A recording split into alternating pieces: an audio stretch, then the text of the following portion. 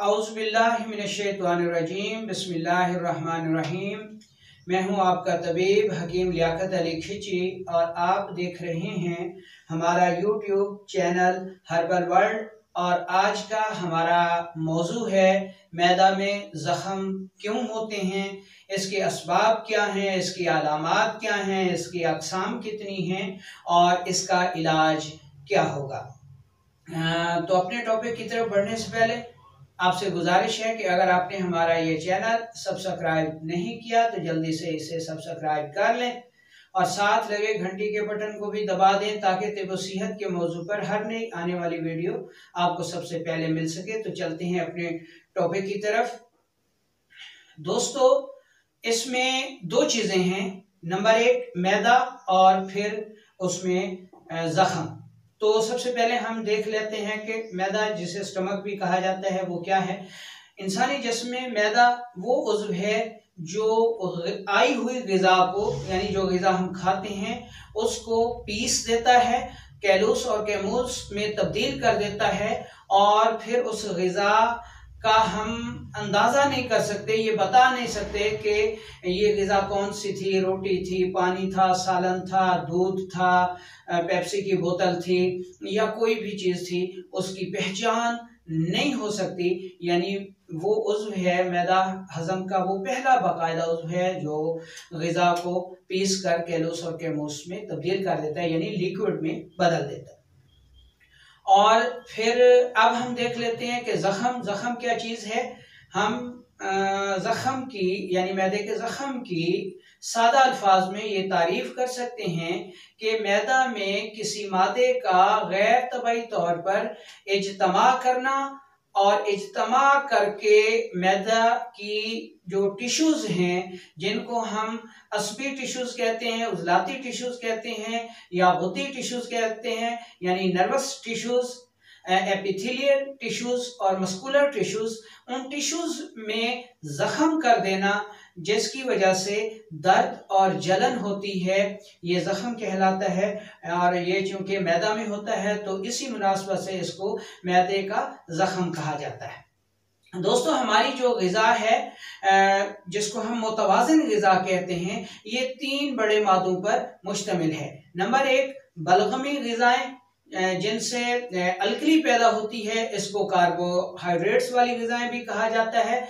Number दो पर सौदावी ग़िज़ाएँ जिनको प्रोटीन वाली ग़िज़ाएँ भी कहा जाता है, इनसे एसिड यानी तेज़ाब पैदा होता है, तुरशी पैदा होती है। और तीसरे नंबर पर सफ़रावी ग़िज़ाएँ हैं, इनको नमकीन ग़िज़ाएँ भी कहते हैं और इनको फैट्स और नमकियात भी कहा जाता है। तो इनसे जो है वो सफ़रा पैदा होता है जो कि नमकीन होता है। यानी हमारी मुतवाज़िन ग़िज़ा में तीन मादे हो गए, प्रोटीन, कार्बोहाइड्रेट्स और फैट्स या बलगमी ग़िज़ाएँ, सौदावी ग़िज़ाएँ और सफ़रावी ग़िज़ाएँ। और इनसे जो मादे पैदा होते हैं, जो लिक्विड पैदा होते हैं, वो अल्कली है, एसिड है और साल्ट है। अब कोई भी जुज़ यानी अल्कली, एसिड या साल्ट हमारे मैदे में ज़्यादा बने और इज्तमा करे तो वो अपनी मुतलका टिश्यूज़ को ज़ख्मी कर देता है और ये ज़ख़म जो है वो मैदे का ज़ख़म कहलाता है, जिसको हम पेप्टिक अल्सर भी कहते हैं, स्टमक अल्सर भी इसी को कहा जाता है, अल्सर मैदा भी इसको कहते हैं। तो इसको हम तीन इक़साम में तकसीम कर सकते हैं। नंबर एक, अस्बी टिश्यूज़ का ज़ख़म, नंबर दो मस्कुलर टिश्यूज़ का ज़ख़म और नंबर तीन जो है वो एपिथेलियल टिश्यूज़ का ज़ख़म या आसाबी ज़ख़म, उज़लाती ज़ख़म और गुद्दी ज़ख़म। तो अब हम आसाबी ज़ख़म की पहले तारीफ़ पढ़ लेते हैं, उसका असबाब और फिर इलाज। इस तरह हम तीनों ज़ख़्मों के मिजाज में होने वाले ज़ख़म की माहियत को पढ़ लेंगे। अगर हम आसाबी ग़िज़ाएँ यानी कार्बोहाइड्रेट्स ज़्यादा इस्तेमाल करेंगे तो नतीजे के तौर पर हमारे जिस्म में अलकली बढ़ जाएगी और अलकली अपनी मुतलका टिश्यूज, जिसको नर्वस टिश्यूज कहते हैं, उनमें जख्म कर देगी। अब ये जख्म जो है, इस जख्म से खून नहीं आता, क्योंकि रतूबात ज्यादा होती हैं और अलकली की वजह से जख्म होता है, इसलिए रतूबात ज्यादा होती हैं, खून नहीं आता। इस जख्म की जो अहम अलामात हैं उनमें पेशाब ज्यादा आता है, मिकदार में ज्यादा और रंगत में सफेद होता है और बार बार आता है, ज्यादा मिकदार में आता है, गैस बहुत ज्यादा होती है, चिड़चिड़ापन होता है, ब्लड प्रेशर लो रहता है। ये इस जख्म की अलामात हैं। अब अगर ये अलामात होंगी तो इसका इलाज क्या होगा? इसका इलाज सबसे पहले तो ये है कि आप तमाम अलकली और बलगमी ग़िज़ाएं जैसे चावल है, कद्दू है, गाजर है, मूली है, मुंगरे हैं, दूध है, ये चीजें बंद कर दें। बंद करने के बाद प्रोटीन वाली ग़िज़ाएं इस्तेमाल करें। अब आते हैं दवा की तरफ कि आप इसका इलाज क्या करेंगे। सादा इलाज है जो कानून मुफ़रद अज़ा बताता है। हलीला, बलीला, आमला, ये आपने तीनों हम वजन लेने हैं और इनको इंतहाई बारीक पाउडर कर लेना है। अब जितना इन तीनों का वजन हो उसके बराबर वजन आपने गंधक आंवला सार मिला लेनी है, तो ये आपकी दवाई बन जाएगी। इसमें 1 ग्राम जो है वो आप सुबह दोपहर शाम खा सकते हैं। मुरब्बा आंवला या मुरब्बा हरड़, सेब का मुरब्बा, ये भी बहुत मुफीद चीज़ें हैं। इसके अलावा राल है, ये भी इसमें बहुत मुफीद साबित होती है। अब आ जाते हैं उजलाती अल्सर, मैदे का उजलाती अल्सर। तो ये हकीकी अल्सर है क्योंकि मैदे में उजलात की मिकदार सबसे ज्यादा होती है और मैदे में तेजाब भी इसी वजह से बनता है ताकि वो आई हुई ग़िज़ा जिसको रतूबात ने नरम किया है उसको तेजाब से मजीद नरम करके पीसा जा सके। तो अगर हम उजलाती ग़िज़ाएं ज्यादा इस्तेमाल करेंगे, तुर्श और तेजाबी ग़िज़ाएं ज्यादा इस्तेमाल करेंगे तो उससे जो उजलाती टिश्यूज हैं यानी मस्कुलर टिश्यूज हैं वो ज्यादा तेज हो जाएंगी, एसिड ज्यादा बनेगा जिसकी वजह से मस्कुलर टिश्यूज पे जो है वो जख्म हो जाएगा। ये जख्म उजलाती जख्म कहलाता है और यही मैदे का हकीकी जख्म है। अब देख लेते हैं जी कि इसकी अलामात क्या होती हैं। इसमें पेशाब कम मिकदार में आता है, रंगत में सुर्ख होता है, जलन और दर्द बहुत ज्यादा होती है। जैसे ही ग़िज़ा खाई जाए और ग़िज़ा मैदे में पहुंचती है दर्द शुरू हो जाता है, जलन शुरू हो जाती है, खट्टे डिकार आते हैं, नींद उड़ जाती है, बहुत बेचैनी होती है, बाज़ लोगों को बवासीर भी हो जाती है। तो ये उजलाती अल्सर की, मैदे के जख्म की अलामात हैं। अब इसका इलाज क्या करेंगे? इसका इलाज ये करेंगे कि हम सबसे पहले तो उजलाती ग़िज़ाएं बंद कर देंगे। उजलाती ग़िज़ाओं को बंद करने के बाद हम फैट्स वाली ग़िज़ाएं इस्तेमाल करेंगे, सफरावी ग़िज़ाएं इस्तेमाल करेंगे। और इसका असूल इलाज मुआलजीन के लिए ये है कि कानून मुफ़रद अज़ा के मुआलजीन के लिए ये है कि अगर मर्ज़ का इब्तदाई दर्जा है तो फिर आप सफरावी ग़िज़ाएं दवाएं इस्तेमाल करेंगे। जैसे 4 मुलय्यन है, मुहर्रिक शदीद है, 4 यानी गुद्दी उजलाती दवाएं जो है मुहर्रिक शदीद, मुलय्यन, मुसल, अक्सीर और त्रियाक तक इस्तेमाल करेंगे, यानी जब तक खून नहीं आएगा।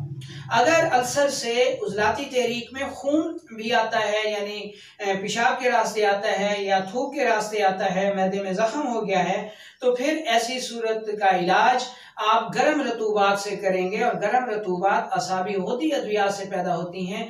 मसलन मुलट्ठी आप ले लेंगे, 1 किलो मुलट्ठी का सफूफ होना चाहिए, उसमें आपने 20 ग्राम सत पुदीना मिलाना है, ये दवाई तैयार हो जाएगी। 1 चम्मच दूध के साथ सुबह दोपहर शाम इस्तेमाल करेंगे। इसके अलावा दूध में शहद मिलाकर पीना इस अल्सर का बेहतरीन इलाज है। और इसमें आप 6 मुलय्यन, मुसल, अक्सीर, त्रियाक, मुहर्रिक शदीद यानी असाबी गुदी इस्तेमाल करेंगे अगर उजलाती अल्सर में खून आता है तो। अच्छा, उजलाती अल्सर में खून जो है वो ज्यादा मिकदार में आता है, तो ये उजलाती अल्सर का इलाज हो गया।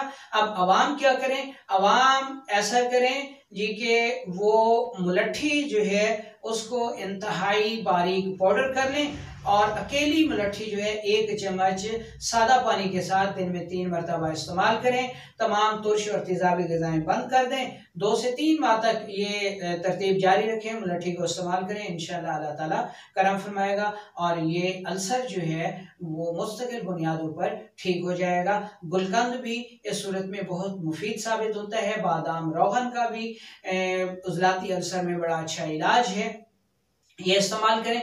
अब आ जाते हैं अल्सर की तीसरी किस्म यानी गुदी अल्सर, एपिथेलियल टिश्यूज का जो है जख्मी हो जाना, मैदे की एपिथेलियल टिश्यूज का जख्मी हो जाना।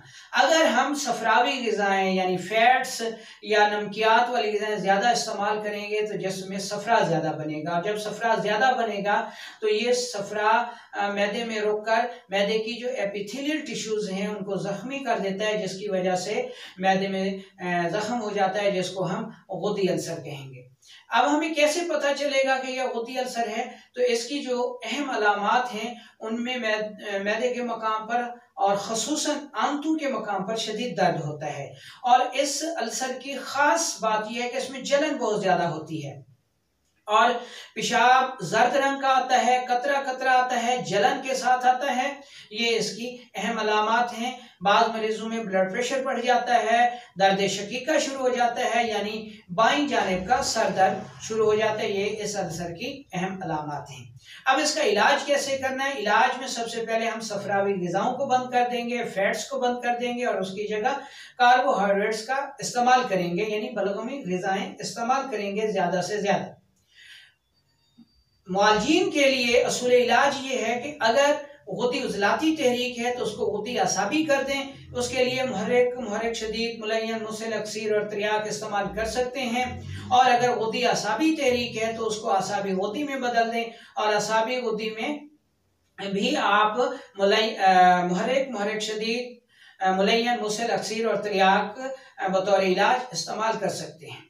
आम लोग इस अल्सर का कैसे इलाज करेंगे और इस अल्सर को पहचानेंगे कैसे? पहचान तो आपको बता दी कि जो अलामात बताई हैं उसी से इस अल्सर की पहचान होगी, उनको आपने जहन में रखना है।